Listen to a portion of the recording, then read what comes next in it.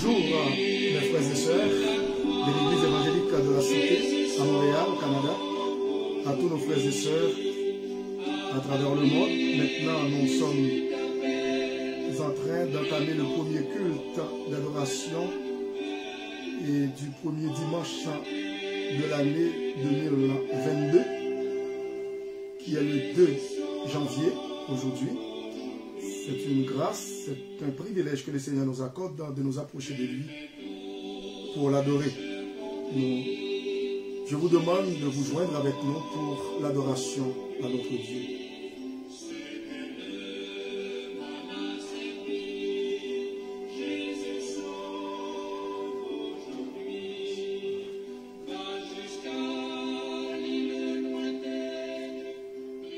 Nous allons nous courber dans la prière pour débuter ce culte d'adoration. Aujourd'hui, Père Saint, nous te rendons gloire, honneur et louange. Que toi seul mérites, toi qui es le roi des rois, le Seigneur des seigneurs, toi qui sièges dans les cieux et qui domine sur toute la terre, toi qui es l'alpha et l'oméga, le commencement et la fin, le créateur de l'univers, les cieux et la terre et tout ce qui s'y trouve, tu les as créés pour ta gloire et tu nous as créés à ton image et à ta ressemblance pour ta gloire. Que ton nom soit glorifié, Père Saint. Nous te remercions infiniment pour le salut éternel que tu nous as donné en Jésus-Christ. Nous qui étions des vils pécheurs, nous qui marchions dans les ténèbres du dehors, nous qui étions des enfants de la rébellion, qui étions morts dans nos péchés, dans ton amour infini, tu as envoyé ton Fils unique Jésus mourir pour nous à notre place. Pour chacun de nous, il a versé son sang précieux pour payer la dette de nos péchés, pour nous donner la vie éternelle. Merci pour ce grand salut et merci de ce que tu nous as régénérés par ton Saint-Esprit.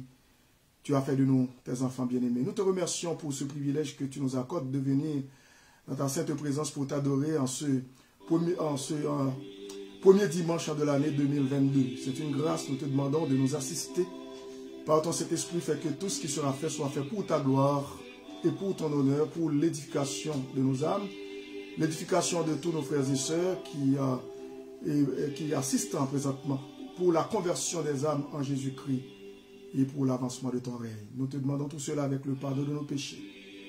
Dans le nom précieux de ton Fils Jésus, lui qui nous a appris à prier ainsi: Notre Père qui es aux cieux, que ton nom soit sanctifié, que ton règne vienne, que ta volonté soit faite sur la terre comme au ciel.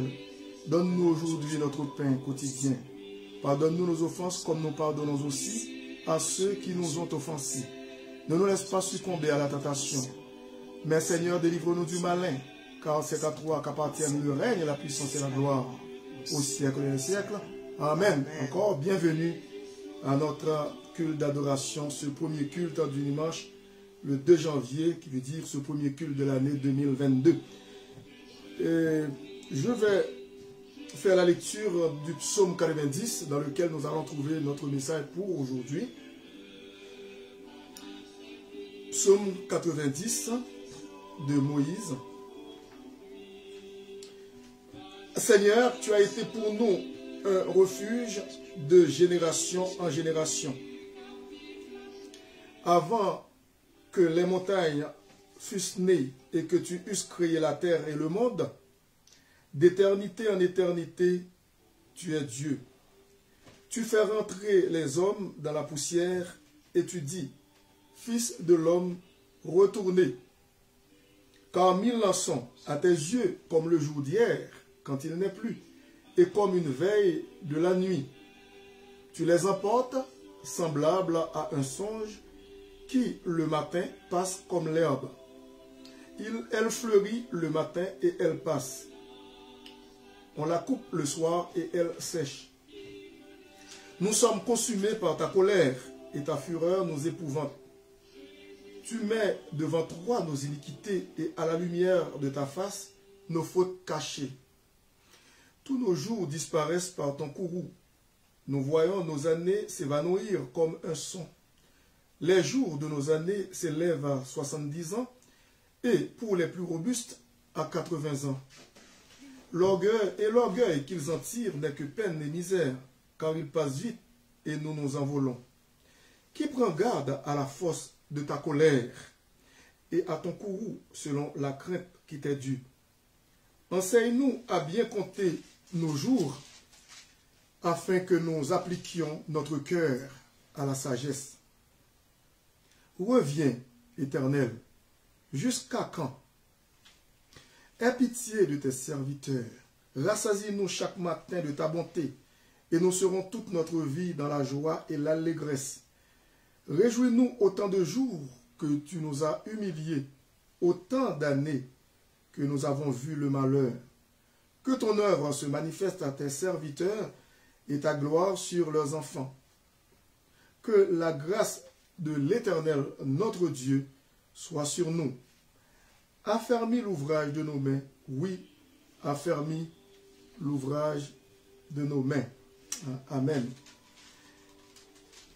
Et puis aujourd'hui, nous avons le privilège de participer à la Sainte Table du Seigneur pour prendre la Sainte Seine, le repas du Seigneur. Et nous vous invitons à le faire et avec nous, car c'est un commandement du Seigneur. Maintenant, nous voulons saluer tous ceux et celles qui nous écoutent, présentement qui nous suivent. Tout d'abord, nos frères et sœurs de l'Église évangélique de la Cité.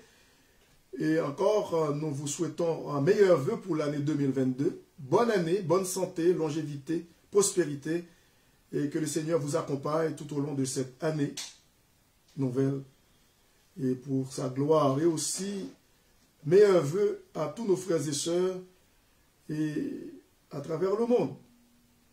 À tous les gens sur la planète, nous souhaitons un meilleur vœu et pour l'année 2022. Maintenant, nous nous apprêtons à partager avec vous le message de la parole de Dieu aujourd'hui, le premier message de l'année 2022. Et nous allons vous parler de la fragilité de l'homme et de la compassion de Dieu. La fragilité de l'homme et la compassion de Dieu. Moïse, c'est lui qui a écrit ce psaume. Bon, cette prière, c'est une prière de Moïse. Et cette prière attribuée à Moïse a probablement été écrite durant les 40 ans où Dieu fit errer son peuple, les enfants d'Israël, dans le désert, pour le punir de son infidélité, de son incrédulité, de sa désobéissance envers Dieu. C'est une génération entière, à l'époque, dans le désert, et qui était désobéissante envers Dieu. Et cette génération s'est éteinte durant cette période. Mais la nouvelle génération a pu voir la terre promise.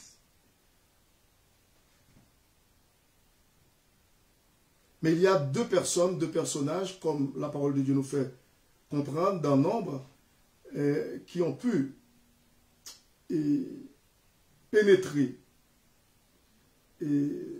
sur la terre promise. C'était Josué et Caleb.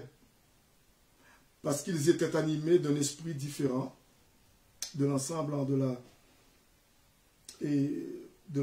la nation d'Israël à l'époque. Et les enfants d'Israël ont exprimé leur regret, leur culpabilité. Ils se sont confessés à Dieu parce qu'ils ont reconnu leur péché, comme la parole de Dieu nous fait comprendre dans 1 Jean 1,9. Si nous confessons nos péchés, Dieu est fidèle et juste pour nous les pardonner et pour nous purifier de toute iniquité. Donc, les enfants d'Israël ont reconnu leur culpabilité. Moïse a écrit ce psaume pour demander la grâce de Dieu, sa faveur sur les enfants d'Israël, pour que Dieu ne punisse pas ce peuple-là. Parce que Dieu avait une bonne raison pour le faire. Et c'est pour cette raison que Moïse a composé ce cantique sur la fragilité de l'homme et fait appel à la compassion divine. Nous regardons ici ce thème qui parle, et ce mot expression qui parle d'éternité en éternité, dans ce psaume. Il dit, Seigneur, tu as été pour nous un refuge de génération en génération, avant que les montagnes fussent nées et que tu eusses créé la terre et le monde, d'éternité en éternité, tu es Dieu. Cette expression se réfère à l'existence éternelle de Dieu, qui n'a ni commencement, ni fin. Et le mot éternité, comme on dit en hébreu, olam, ne signifie pas nécessairement que Dieu transcende le temps. Mais l'idée exprimée ici est plutôt celle de sa durée, qui est sans fin. Parce que Dieu est éternel. Il n'a ni commencement, ni fin. L'Écriture n'enseigne pas que l'existence de Dieu s'inscrit dans une sorte de présent éternel qui ne connaîtrait ni passé ni futur. Tous les passages de la Bible, écoutez ça bien, tous les passages de la Bible qui parlent de l'éternité de Dieu présentent cette notion sous l'aspect de la continuité et non de l'absence de la notion de temps. Dieu reconnaît le passé, le présent et l'avenir en tant que tel. Et Moïse parle de quelque chose de très important pour nous, arrivé au verset 12. Il dit, enseigne-nous à bien compter nos jours. Enseigne-nous à bien compter nos jours, afin que nous appliquions notre cœur à la sagesse. Les jours de notre existence sur la terre, qui s'élèvent à 70 ans, ou au plus à 80 ans, sont brefs par rapport à l'éternité. Nous devons prier notre Dieu pour nous aider à appliquer notre cœur à la sagesse pendant le temps que nous sommes en train de passer ici-bas sur cette terre. Et nous devons réaliser combien nous sommes fragiles. Nous sommes des êtres fragiles. Et c'est pour cette raison que nous devons reconnaître notre petitesse, notre manquement, notre faiblesse devant Dieu, notre incapacité, nos imperfections, parce que Dieu, dans son amour, il connaît tout ça. Il nous connaît de fond en comble. Comme dit le psalmiste David dans le psaume 103, il sait de quoi nous sommes formés. Il se souvient que nous sommes poussière. Mais dans un autre verset, il dit, comme un père a compassion de ses enfants, l'Éternel a compassion de ceux qui le craignent. Pourquoi? Parce qu'il sait de quoi nous sommes formés. Il nous a tirés de la poussière de la terre. Par le glaise de la terre, il nous a formés. Et c'est pour cette raison que nous devons reconnaître que seul Dieu mérite toute la gloire et l'honneur. Nous, en tant qu'humains, en tant que des humains, nous devons nous plier jour après jour devant Dieu, nous courber, nous humilier devant lui. Et pour l'adorer, pour le glorifier, l'exalter. Parce que lui seul mérite la gloire et l'adoration. Nous devons prier afin d'avoir une bonne compréhension de la brièveté de notre vie. Et ce, de manière à offrir à Dieu un cœur rempli de sagesse dans la manière dont nous utilisons le temps qui nous a été imparti.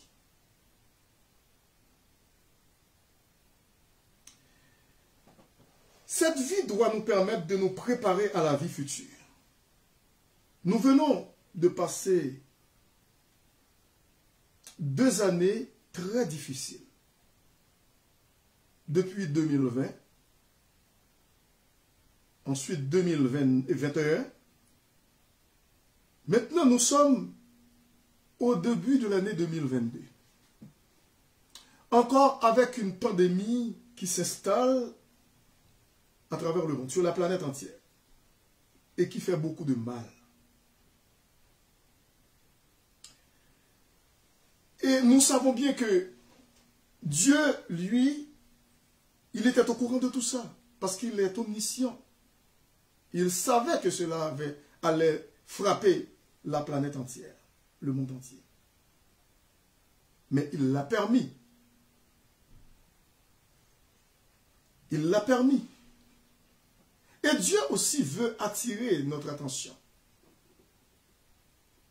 Parfois, nous pensons que nous sommes forts, nous sommes intelligents. Ah, nous sommes des connaisseurs, des sages, des raisonneurs de ce siècle. Mais Dieu veut nous parler. Dieu veut attirer notre attention. Pour nous faire comprendre que c'est lui seul qui est Dieu véritable. L'être suprême, le roi des rois, le Seigneur des seigneurs, le maître de l'univers. Et c'est lui qui a autorité sur toute chair. Et c'est lui qui dispose les temps et les circonstances. Il fait ce qu'il veut. Rien ne peut s'opposer à son dessein. Et lorsque nous regardons dans le psaume 33, le psalmiste en parle. Dans le psaume 33, il dit, écoutez bien ça, le psaume 33, il dit, au verset 8, 9, 10 aussi, 8, 9, 10, 11, que toute la terre craigne l'Éternel.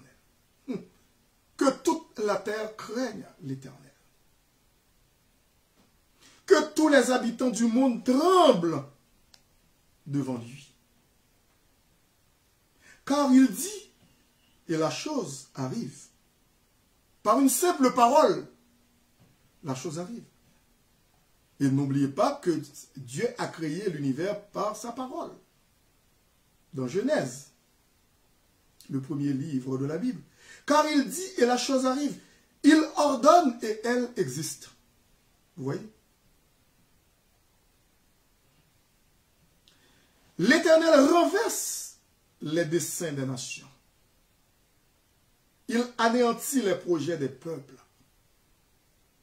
Le verset 11 dit, les desseins de l'Éternel subsistent à toujours.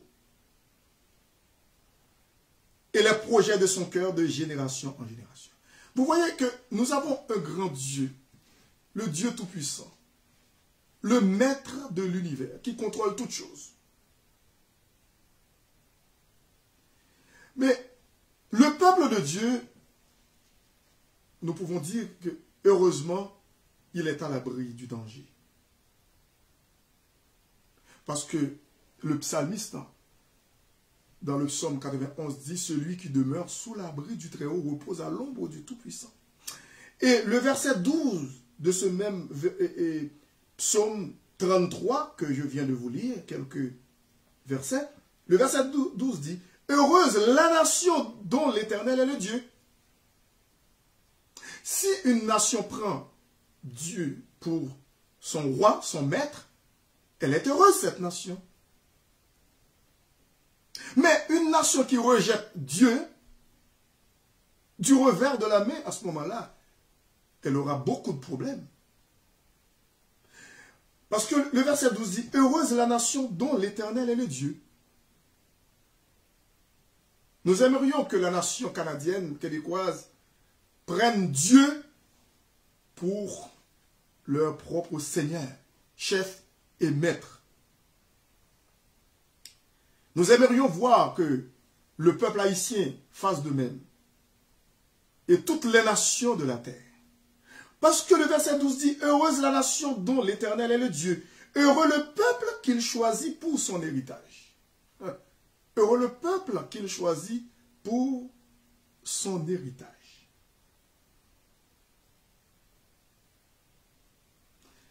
Vous voyez que Dieu contrôle tout parce que le verset 13 dit, l'Éternel regarde du haut des cieux, il voit tous les fils de l'homme. Là où il est dans sa demeure, là-haut, il est aussi partout. Du lieu de sa demeure, il observe tous les habitants de la terre. Tous les habitants de la terre. Lui qui forme leur cœur à tous, qui est attentif à toutes leurs actions.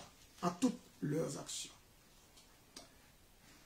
Lorsque nous pensons que nous pouvons faire à notre tête, conduire notre destinée, vivre notre propre vie, comme bon nous semble, sans Dieu, à ce moment-là, il y a ce qu'on appelle la folie qui monte au cœur de l'homme. C'est la folie, pure et simple. Parce que le verset 16 dit, ce n'est pas une grande armée qui sauve le roi. Même le roi n'est pas à l'abri, la reine n'est pas à l'abri non plus du danger. Ce n'est pas une grande armée qui sauve le roi. Le grand chef d'État, les grands empereurs du temps passé, où sont-ils? Maintenant, c'est l'histoire passée. Ils ne sont plus. Actuellement, ces gens de nos jours qui font trembler le monde par leur pouvoir, leur puissance, leur autorité, un jour viendra où ils ne seront plus. Et ils devront rendre compte à Dieu. Ce n'est pas une grande armée qui sauve le roi, ce n'est pas une grande force qui délivre le héros. Le cheval est impuissant pour assurer le salut. Le cheval, monté par des héros, guerriers. Non, le cheval est impuissant pour assurer le salut. Et toute sa vigueur ne donne pas la délivrance. Mais ce qui est important, c'est la crainte de l'Éternel. La crainte de l'Éternel. Parce que le verset 18 dit, voici l'œil de l'Éternel est sur ceux qui le craignent, sur ceux qui espèrent en sa bonté, afin d'arracher leur âme à la mort et de les faire vivre au milieu de la famine. Au milieu de la famine. Nous devons reconnaître notre faiblesse, nos faiblesses, nos incapacités devant Dieu. Combien nous sommes fragiles. C'est ce que Moïse essaie de faire comprendre dans ce psaume de prière, psaume 90. Lorsqu'il a dit, tu fais rentrer, le verset 3, tu fais rentrer les hommes dans la poussière. D'où il a tiré, d'où il a été tiré, il est sorti. Tu fais rentrer les hommes dans la poussière. Et tu dis, fils de l'homme, retournez. Car 1000 ans sont à tes yeux, comme les jours d'hier. Comme le jour d'hier, quand il n'est plus. Et comme une veille de la nuit. Ça passe vite, ça passe vite. Tu les emportes semblables à un songe qui, le matin, passe comme l'herbe. Vous voyez? Comme l'herbe. Elle fleurit le matin. Et elle passe. Cette herbe-là. On la coupe le soir et elle sèche. Elle sèche. Écoutez bien. nous devons et nous devrions être en mesure de définir ce que Dieu veut accomplir pour lui-même, pour notre famille et pour les autres, au travers de notre fidèle service. Lorsque notre séjour sur terre prendra fin et que nous arrivons au ciel, Dieu évaluera la consécration avec laquelle nous l'avons servi ou non. C'est à la lumière de cette réalité que nous devons demander dans la prière un cœur sage, une véritable crainte de Dieu, ainsi que sa faveur dans notre vie et dans notre travail pour lui. Écoutez bien les versets 13 à 17. Reviens, Éternel. Jusqu'à quand? Aie pitié de tes serviteurs et de tes servants. Rassasie-nous chaque matin de ta bonté, et nous serons toute notre vie dans la joie et l'allégresse. Réjouis-nous autant de jours que tu nous as humiliés, autant d'années que nous avons vu le malheur. Pas mal d'années sur la terre, ici-bas sur cette terre, nous avons vu le malheur. Hein? Et on n'a pas besoin d'aller plus loin, trop loin, parce que, comme j'ai cité à peu près quelques années, nous sommes dans la 3e année présentement de la pandémie. Est-ce que nous avons le pouvoir d'en sortir? Non. Les experts, les scientifiques, les grandes compagnies pharmaceutiques qui se mettent de la partie pour fabriquer des vaccins pour nous faire sortir de ce pétrin. Mais jusqu'à maintenant, il n'y a pas de vraie solution, puisque les variants sont en train de défier les vaccins. Et semble-t-il que les doses perdent leur efficacité devant les variants. Ça démontre la fragilité de l'homme, les imperfections de l'homme, l'incapacité de l'homme. Dieu seul est parfait. Lui seul peut mettre de l'ordre dans les affaires humaines. Lui seul, par son intervention, peut régler toutes choses, tous les problèmes. Venez à Jésus-Christ. Venez à lui. Parce que c'est lui qui a la solution de tous les problèmes, de tous nos maux. Le psalmiste Moïse dit au verset 14, « Rassasie-nous chaque matin de ta bonté, et nous serons toute notre vie dans la joie et l'allégresse. » C'est à lui qu'il s'adresse, à Dieu, notre Père Céleste, que Moïse s'adresse, et non pas aux humains. Verset 15, « Réjouis-nous autant de jours que tu nous as humiliés. » Nous avons été humiliés jusqu'à maintenant. Tous les hommes de quelque couche sociale ils se trouvent. Tous les humains se trouvent dans une situation d'humiliation.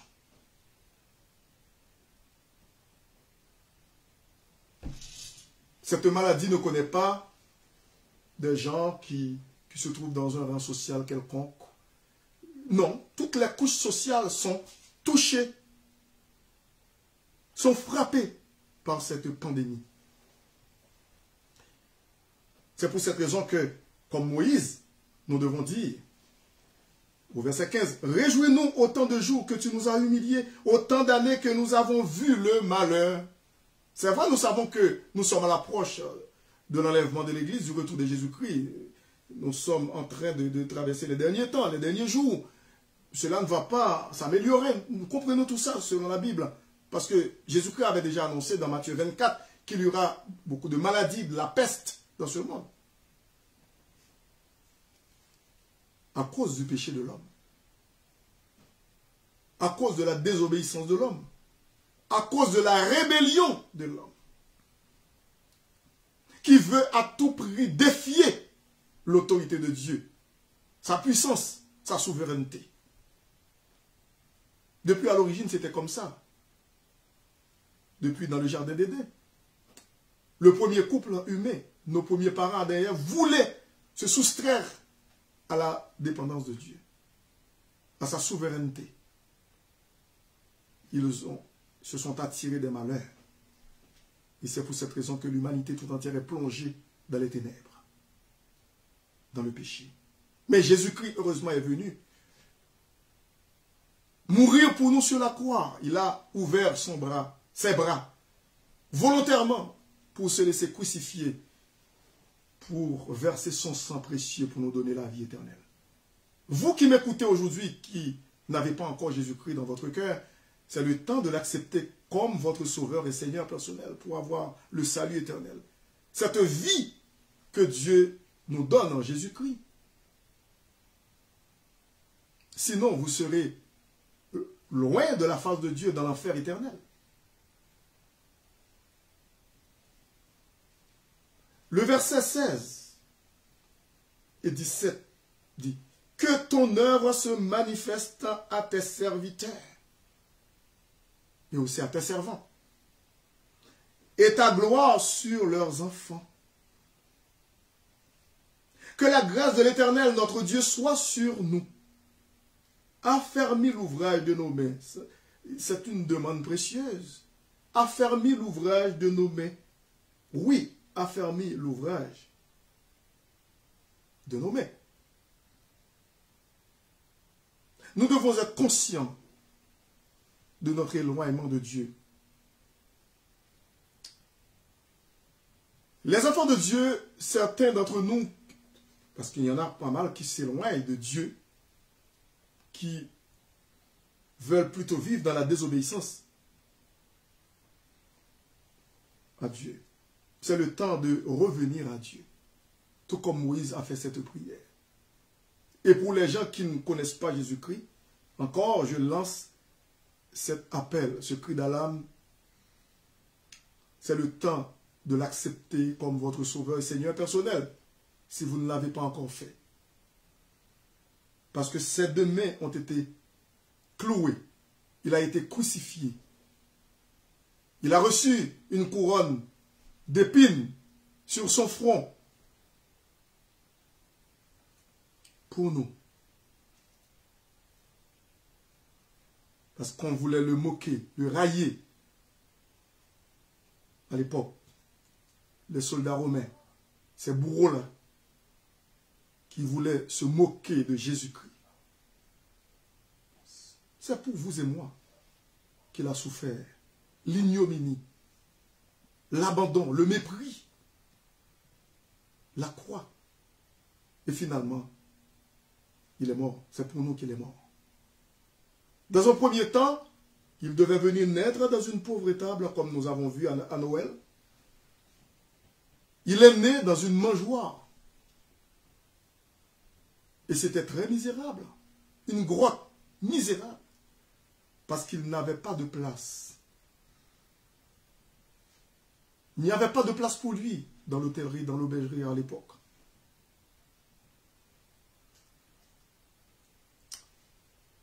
Il a passé 33 ans ici-bas sur cette terre. Il a exercé son ministère pendant 3 ans, ou 3 ans et demi, notre Seigneur Jésus-Christ.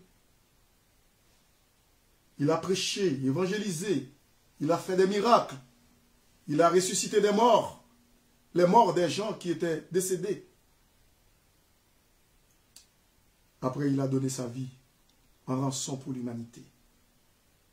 Et c'est pour cette raison que, avant de mourir, dans son entretien avec un grand savant, il était un docteur de la loi, Nicodème, eh bien, il disait, car Dieu a tant aimé le monde, dans Jean 3,16.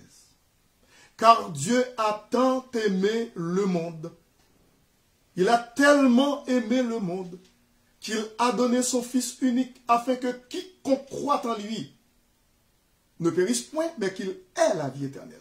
Quiconque c'est vous, c'est toi, c'est lui, c'est elle. Vous pouvez mettre votre nom à la place de quiconque. Comme moi un jour, j'ai entendu le message de l'évangile, j'ai accepté Jésus-Christ comme mon sauveur et Seigneur personnel. Je remercie le Seigneur pour ce grand cadeau, ce beau cadeau qu'il m'a donné en Jésus-Christ.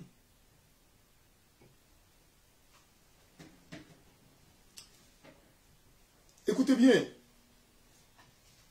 nous venons de passer des années très difficiles. Lorsque je dis des années, ce n'est pas seulement 2021, mais c'était depuis 2020.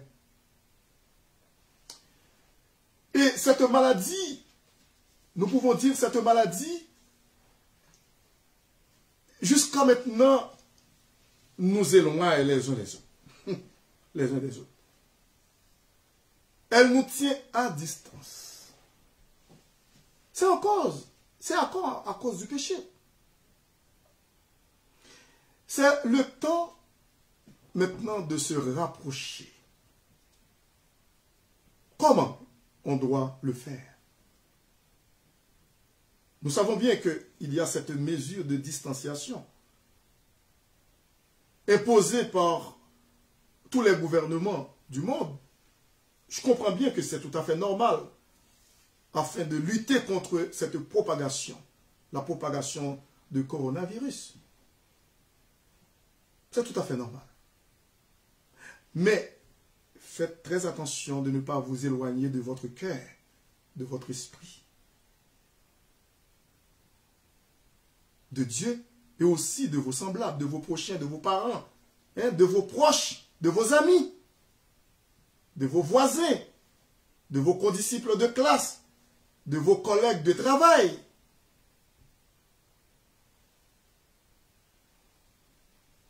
Se rapprocher. Voici un verbe qui a pris un nouveau sens pour nous cette année.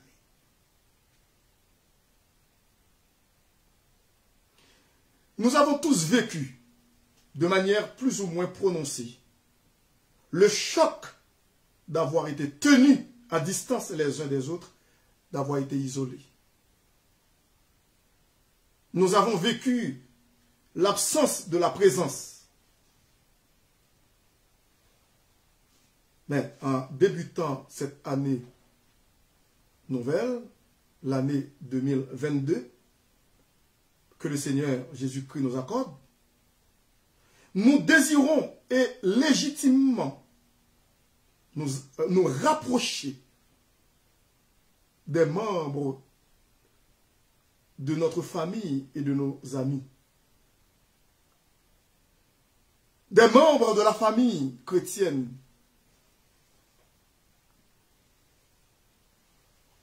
L'évangile,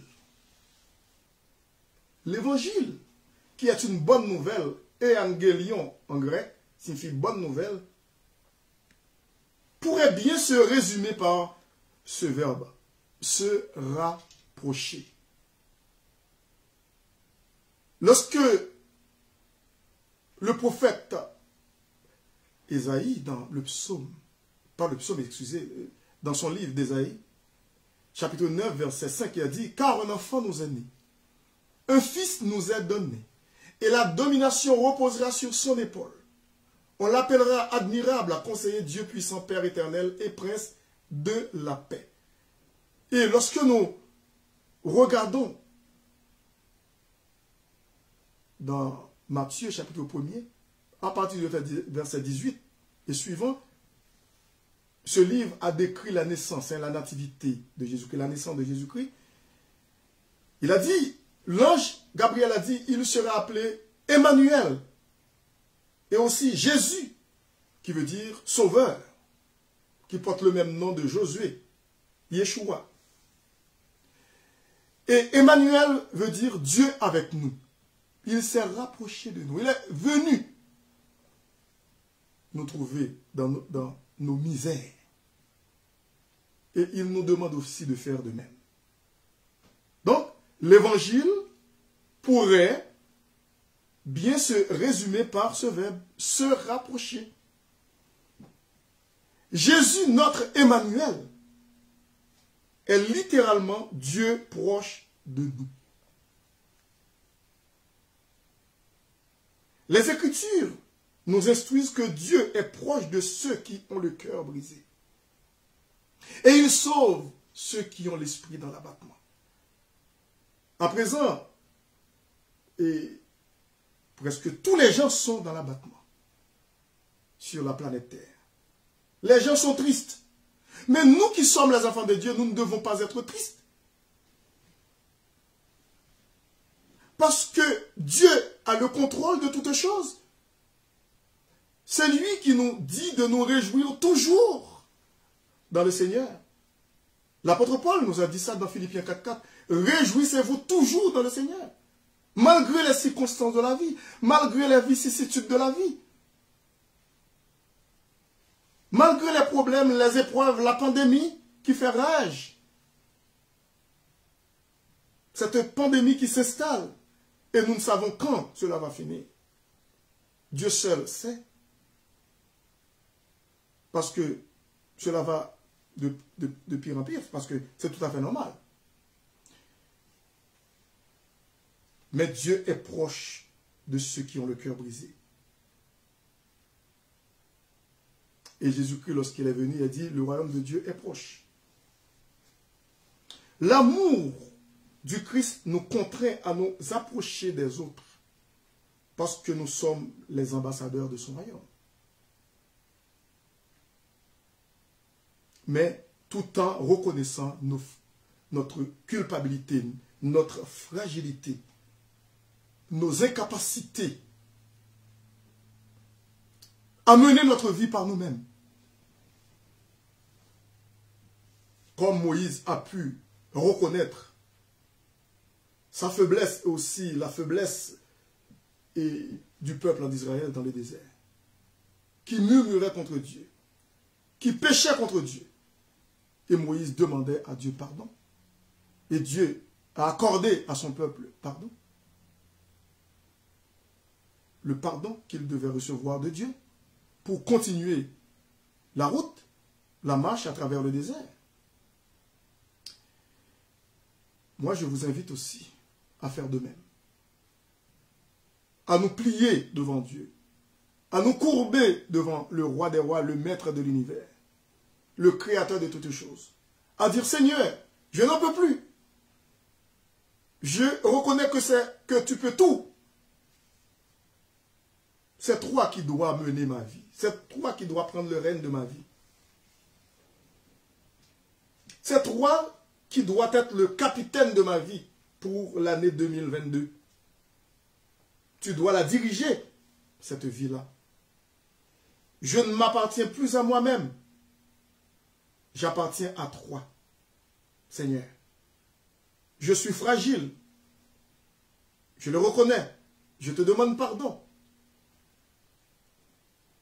Je te demande, Seigneur, de prendre ma vie et faire ce que tu veux avec. Et jusqu'à ce que je sois avec toi dans la gloire. Et avant de terminer, encore, je lance cet appel aux gens qui ne connaissent pas le Seigneur Jésus-Christ. Je vous supplie de l'accepter comme votre sauveur et Seigneur personnel. Avez-vous des mauvaises pensées? Avez-vous des idées noires? Parce que nous sommes en train de traverser des moments difficiles. Remettez votre vie à Jésus-Christ.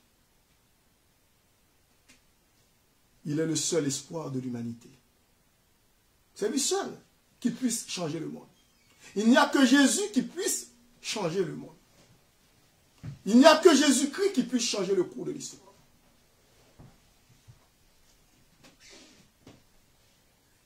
Comme dit un beau cantique, quand sur terre tout déçoit, que tout semble vain, un ami dans ton effroi, près de toi, se tient. Et pendant nous écoutons ce chant, nous allons tout d'abord participer à la Sainte Seine. Seul Jésus demeure.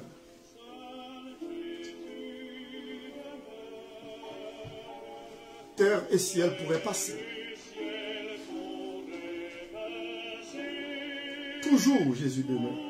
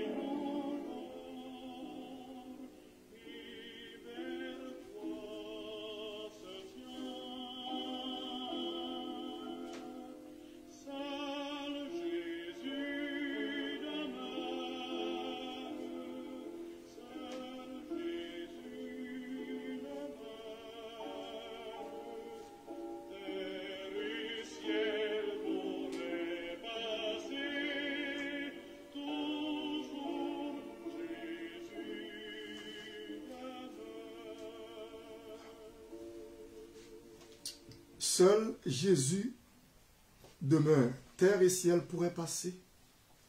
Toujours Jésus demeure. Nous allons continuer quand même après à écouter ce cantique. Et puis après la Sainte Seine.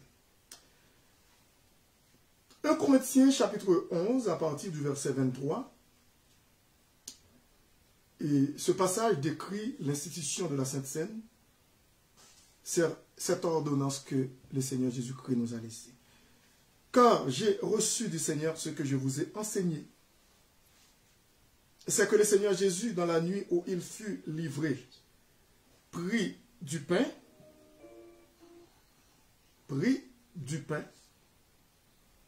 et après avoir rendu grâce, le rompit et dit: ceci est mon corps qui est rompu pour vous. Faites ceci en mémoire de moi. De même, après avoir soupé, il prit la coupe et dit: cette coupe est la nouvelle alliance en mon sang. Faites ceci en mémoire de moi. Toutes les fois que vous en boirez. Car toutes les fois que vous mangez ce pain et que vous buvez cette coupe, vous annoncez la mort du Seigneur jusqu'à ce qu'il vienne. C'est pourquoi celui qui mangera le pain ou boira la coupe du Seigneur indignement sera coupable envers le corps et le sang du Seigneur. Que chacun donc s'éprouve soi-même, et qu'ainsi il mange du pain et boive de la coupe. Car celui qui mange et boit sans discerner le corps du Seigneur mange et boit un jugement contre lui-même. C'est pour cela qu'il y a parmi vous beaucoup d'infirmes et de malades, et qu'un grand nombre sont morts physiquement. Si nous nous jugions nous-mêmes, nous ne serions pas jugés. Mais quand nous sommes jugés, nous sommes châtiés par le Seigneur, afin que nous ne soyons pas condamnés avec le monde. Ainsi, mes frères et sœurs, lorsque vous vous réunissez pour le repas, attendez-vous les uns les autres. Si quelqu'un a faim, qu'il mange chez lui, afin que vous ne vous réunissiez pas pour attirer un jugement sur vous. Je réglerai les autres choses quand je serai arrivé, dit l'apôtre Paul, parce qu'il n'était pas en Grèce, n'était pas à Corinthe. Maintenant, nous allons participer à cette table, qui veut dire ce pain, cette coupe, qui symbolise le sacrifice sanglant de Jésus-Christ. Nous allons prier. Père Saint, nous te remercions pour ce moment que tu nous accordes. Nous te prions, Père Saint, de bénir ce repas pour nous. Nous te demandons tout cela avec le pardon de nos péchés, dans le nom précieux de ton Fils Jésus. Amen. Car j'ai reçu du Seigneur ce que je vous ai enseigné, c'est que le Seigneur Jésus, dans la nuit où il fut livré, prit du pain.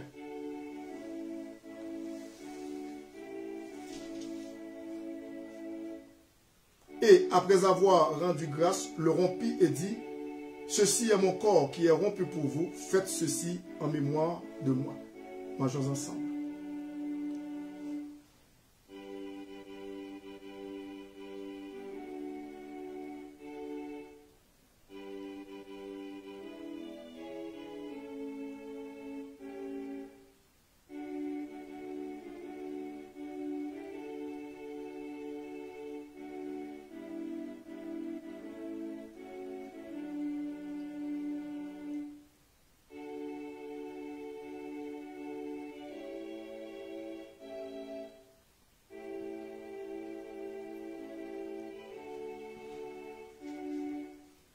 De même, après avoir soupé, il prit la coupe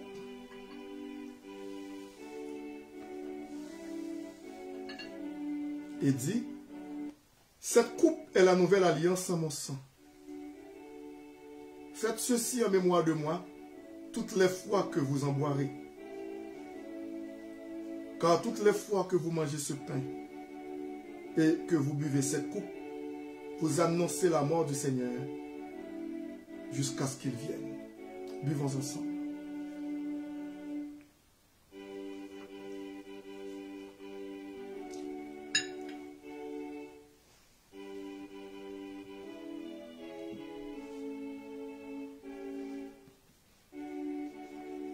Père Saint, nous te remercions pour ce privilège que tu nous accordes de participer à ta sainte table.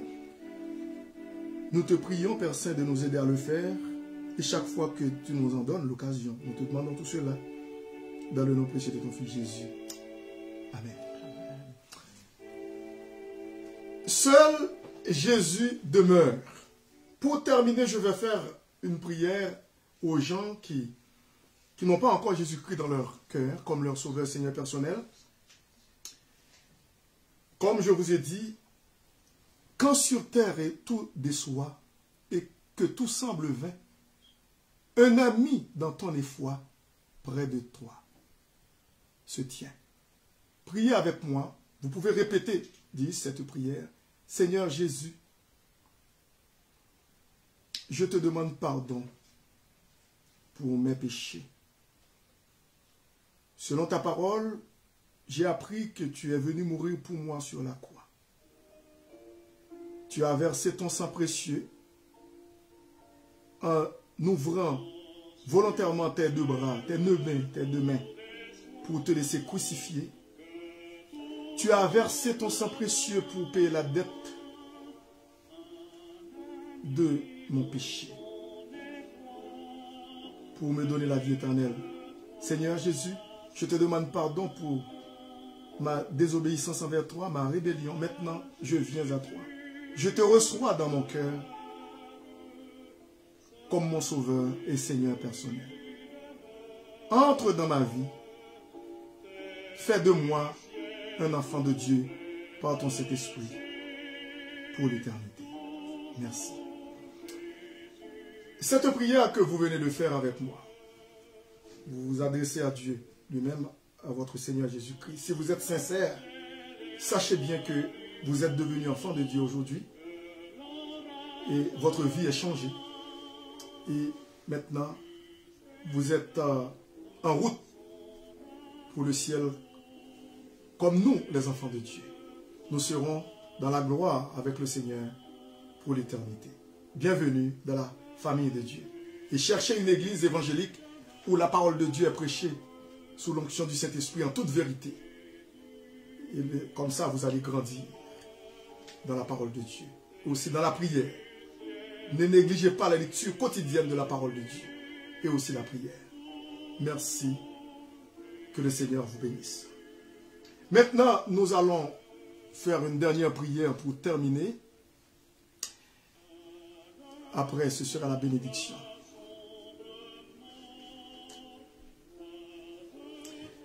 Père Saint, nous te remercions infiniment pour ce moment que tu nous as accordé. De venir en ce beau dimanche, ce premier dimanche de l'année 2022, pour t'adorer. Merci pour ce culte d'adoration. Merci pour les cantiques qui ont été chantés.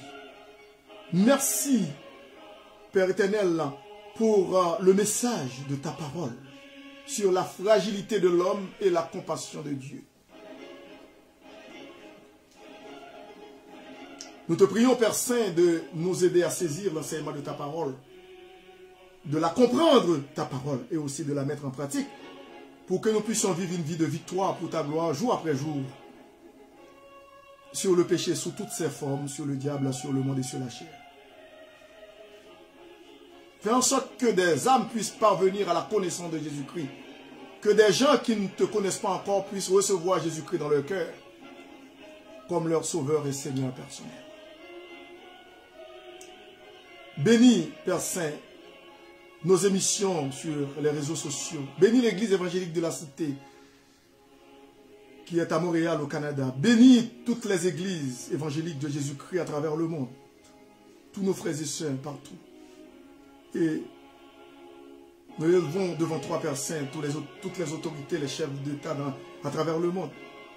Te demandons de faire en sorte qu'ils te connaissent, ainsi que leur famille. Et accorde-leur ta sagesse afin qu'ils puissent bien diriger leur pays et aussi de gérer cette crise sanitaire qui fait rage à travers le monde. Bénis le Canada, ce pays dans lequel nous vivons. Cette belle province, le Québec. Nous te prions de bénir cette journée pour nous et aussi la semaine qui débute. Et encore cette nouvelle année 2022. Nous te demandons tout cela avec le pardon de nos péchés. Dans le nom précieux de ton Fils Jésus-Christ, à lui soit la gloire, dès avant tous les siècles et maintenant, et au siècle des siècles. Amen. Or, à celui qui peut faire, par la puissance qui agit en nous, infiniment au-delà de tout ce que nous demandons ou pensons, à lui soit la gloire dans l'Église et en Jésus-Christ, dans toutes les générations, au siècle des siècles. Amen. C'était votre serviteur, pasteur Jean Levelta-Jeune, de Montréal au Canada, qui vous dit merci d'avoir été des nôtres. Encore, je vous souhaite meilleurs vœux pour l'année 2022 avec le Seigneur. Prospérité, longévité, santé, et que le Seigneur vous bénisse. Merci et à la prochaine.